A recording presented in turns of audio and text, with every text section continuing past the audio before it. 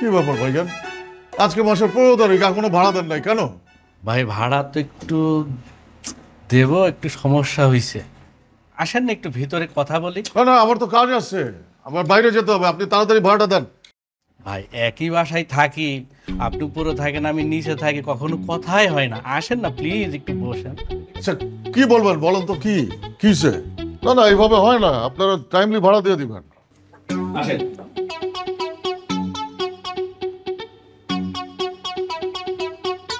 বাড়িওয়ালার ছেলে।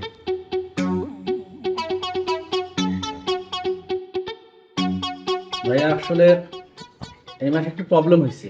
হ্যাঁ সমস্যা হইতেই পারে, সমস্যা কার না হয়, আমারও তো সমস্যা হয়।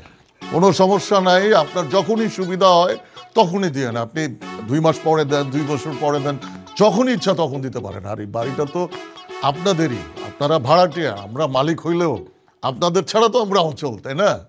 আচ্ছা ঠিক আছে, তুই ভাইকে চা নাস্তা দে, আমার একটু কাজ আছে, আমি আসছি।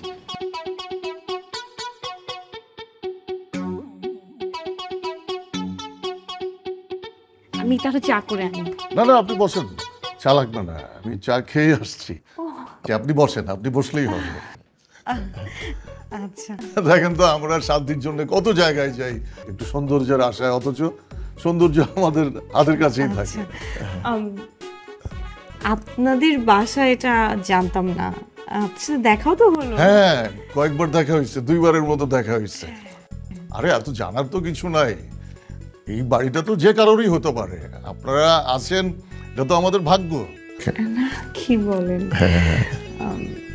ভাইয়ার মনে হয় এই মান্থে স্যালারি একটু সমস্যা হচ্ছে, এখনো মনে হয় আসেনি। হ্যাঁ শুনলাম তো, আমি তো ওনাকে বললামই যে ওনার যখন সুবিধা হয়, 2 দিন পরে, 2 মাস পরে হোক, 2 বছর পরে হোক, কোনো সমস্যা নাই। কি বলেন, আপনি খুব ভালো মানুষ। এই আর কি।